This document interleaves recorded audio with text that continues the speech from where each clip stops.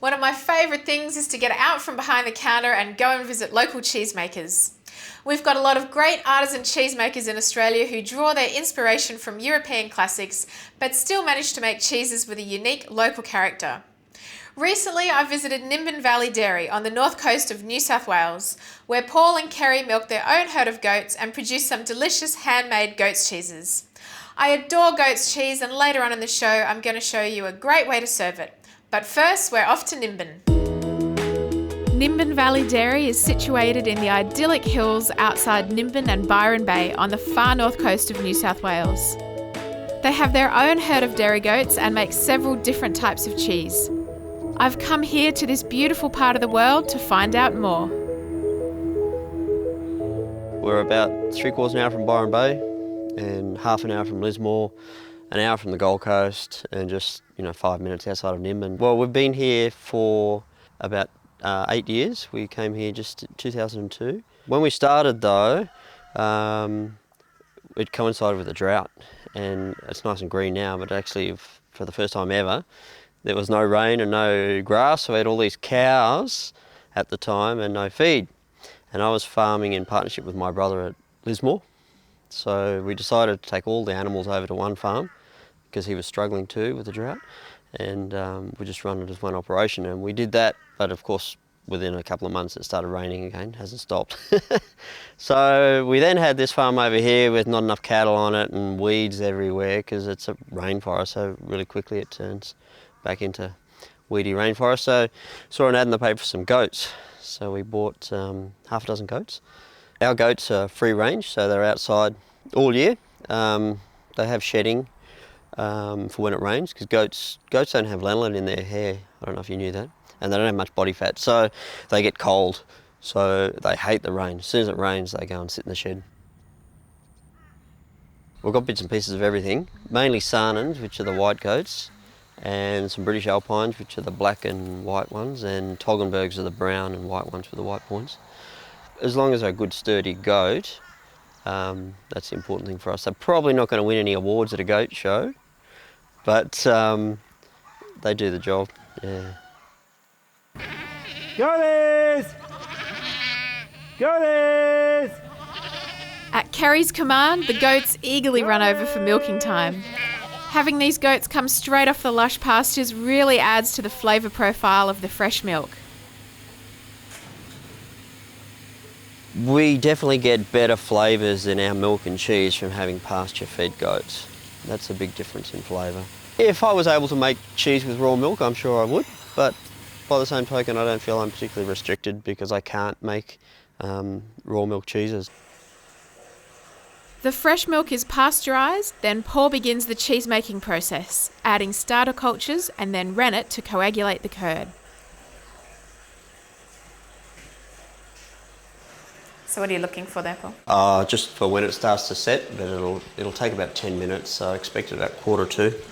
While we wait for the curd to set, Paul shows me how he brands his signature hard cheese with this hot iron. It's just our logo and our brand that we've had made into a branding iron, and we just burn this into the top of the cheese, and it just makes it look a little bit special when it's sitting in the cabinet. And if a delicatessen or someone buys a whole wheel, then yeah, it looks quite good, quite effective. Pretty soon, it's back to cutting the curd. The style of cheese being made will dictate what size the curds need to be cut to. So there's a lot of moisture locked up in there, and if we were making cheddar, or especially if we were making parmesan, we'd cut it into rice grain sizes, so the curd loses a lot more moisture and we end up with a harder cheese. Turning it over. Artisanal cheese making is really hands-on.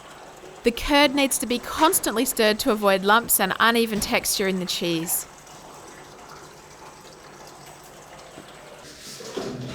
Then the whey is drained off and the remaining curds are placed into moulds to become little cheeses. Yeah, we'll do them later, Zach. At this stage in the process, it's really important to make sure the moulds are filled evenly. Although it looks like the moulds are too full at the moment, as the whey drains off over time, the curds will settle down to form a typical camembert-sized cheese.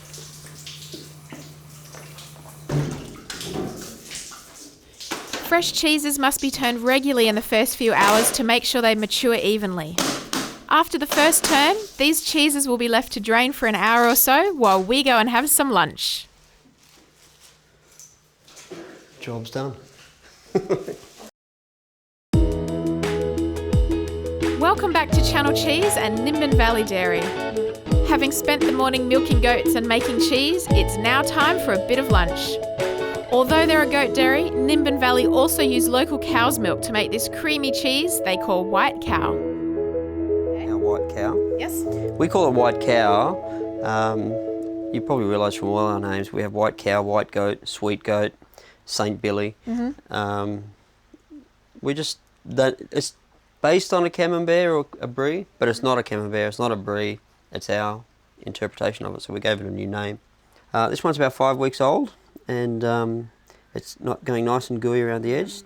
It's probably one of our milder cheeses. It's got a lovely creamy texture. Okay. Give that one a taste and tell us what you think.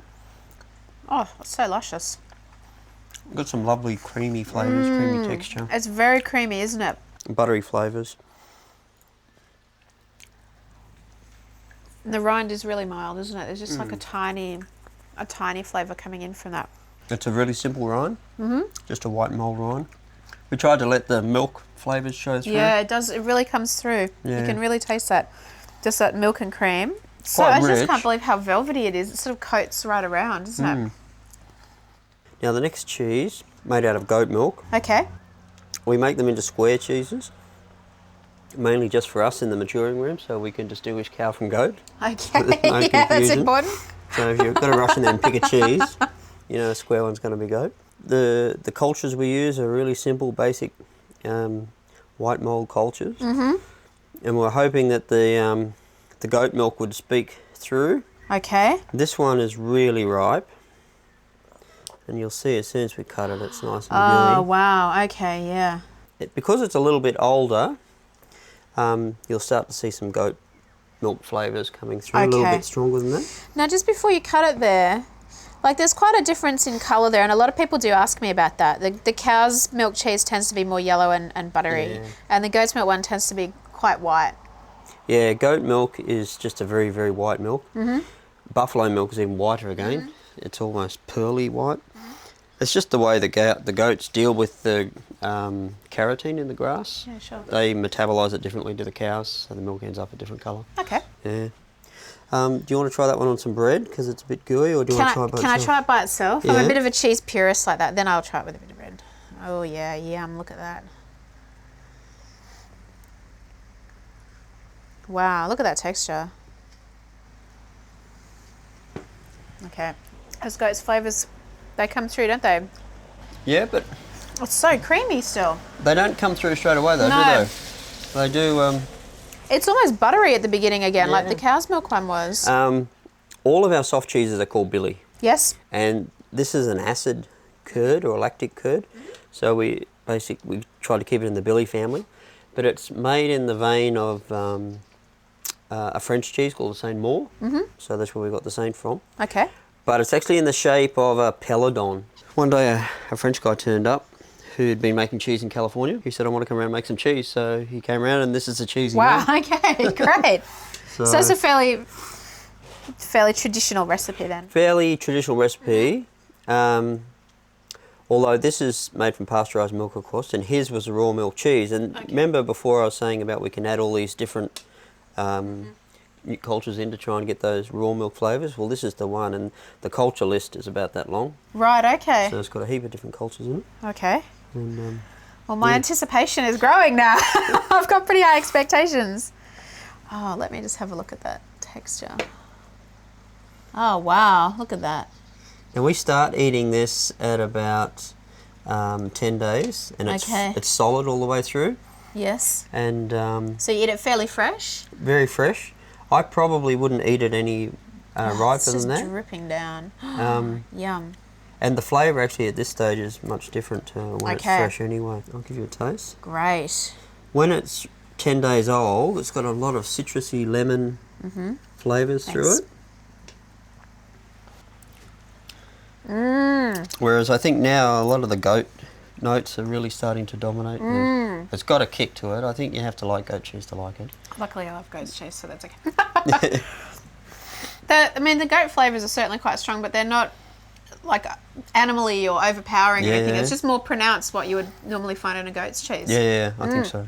Yeah. The rind is lovely. It's chewy, but not like it doesn't get stuck in your teeth. It's still just quite soft and velvety. That texture is just beautiful running off there. Look at it all just oozing down the side.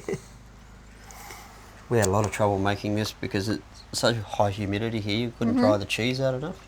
Yeah, okay. So, because in France, they dry it just in a drying room. But in a Mediterranean climate, that's quite dry. It's a bit hard. Yeah. The last cheese is our sweet goat. Okay, so this is the one we saw you branding today. Yep, yeah, we branded okay. that. How is that? How do you look after that as it's maturing? It's just a natural rind, but we start off by rubbing it for the first 2 weeks, so twice a week, so 4 times, lightly with macadamia oil. Right, okay. And macadamia oil is a stable oil, so it won't go rancid, and it's just what we have access to here, and it's cheap because a lot of macadamia processing. Okay. So we rub it on, and the idea of that is it seals the cheese, so it won't lose moisture as quickly. I like that. It's kind of terroir-ish, I guess, almost, isn't it? Just use the local oil that you have, macadamia oil. And it gives a lovely smell to the maturing room too. And there's a whole heap of different moulds growing on there and yeasts. And we mature these in the same room as this one. Okay. And so we can't control what grows on there, but it's a nice mix. A wild, untamed cheese. Yeah. So fairly soft texture there as well. You could nearly grate it, I guess, but not quite. But shave it into a salad? Yeah, Yes. shave it. Yeah. Yep. Okay.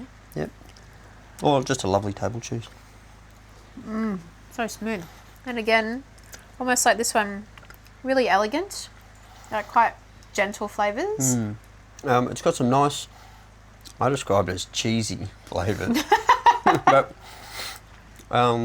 they build just a nice cheese, rounded cheesy flavours. Yeah. So you call this a Tom style.